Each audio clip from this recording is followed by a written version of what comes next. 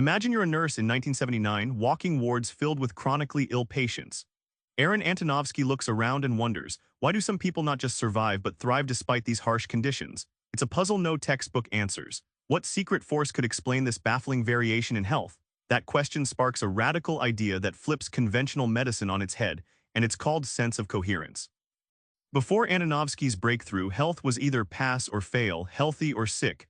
But what if it's about how you decode life's chaos? Let's unpack the core of this mystery.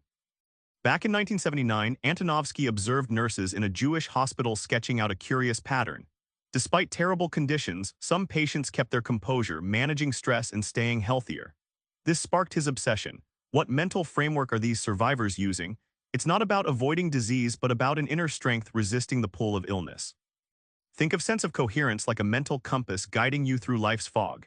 It has three parts: comprehensibility, life makes sense; manageability, you believe you have resources; and meaningfulness, your challenges are worthy. When these align, people don't just cope, they flourish, even in storms most have considered devastating. Antonovsky didn't stop there. He developed a scale, a questionnaire measuring sense of coherence, shifting health measurement from purely physical symptoms to a holistic grasp of mental resilience. Suddenly, health became a dynamic process, a dance between challenge and human resistance, not just germs or genetics. Now the big question: how do you develop this mysterious sense of coherence? Antonovsky's answer takes us on a life-spanning journey from infancy to old age. Growing up in pre-war Europe, Antonovsky watched immigrants whose early childhoods were riddled with uncertainty. Those who experienced predictability and support laid down deep psychological roots. Like young trees in firm soil, their sense of coherence took hold early, priming them to weather future storms with greater ease. Imagine life as a series of puzzle pieces. Each reliable daily routine, each solved problem, knits together patterns your brain uses to predict what comes next. Antonovsky says these patterns build your sense of comprehensibility, making chaos feel orderly rather than random, a survival superpower wired into your brain's architecture. But it's not just your mind, it's your people. Strong social networks, trust in caregivers or communities, act like a deposit into your resilience bank.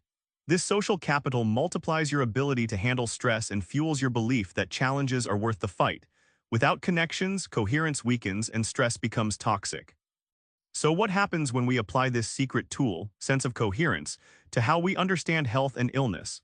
This is where Antonovsky's insights flip the script on traditional medicine. Antonovsky argued that traditional medicine's obsession with disease ignores a fundamental truth. Health isn't simply the absence of sickness.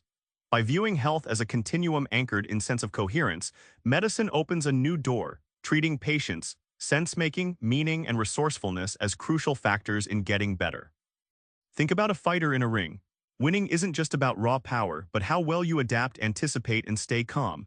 Similarly, successful coping is an active process, constantly adjusting your mental map and mobilizing resources. This makes people not just survivors but health creators, shifting their role from passive recipients to active agents in their well-being. The payoff? Patients empowered with stronger coherence scores show better outcomes, less stress-induced illness, and longer health spans. The compelling surprise is that healing starts not in labs or pills, but within the mind's ability to make sense and find purpose amid adversity. Remember that nurse pacing hospital halls in '79? Aaron Antonovsky's radical idea started there, with a question about who thrives in chaos and why. Now you know, health is less about dodging germs and more about how you decode the world. So try this today: identify one challenge in your life and ask, how can I see it as manageable, meaningful, and understandable? That shift just might spark resilience you didn't know you had.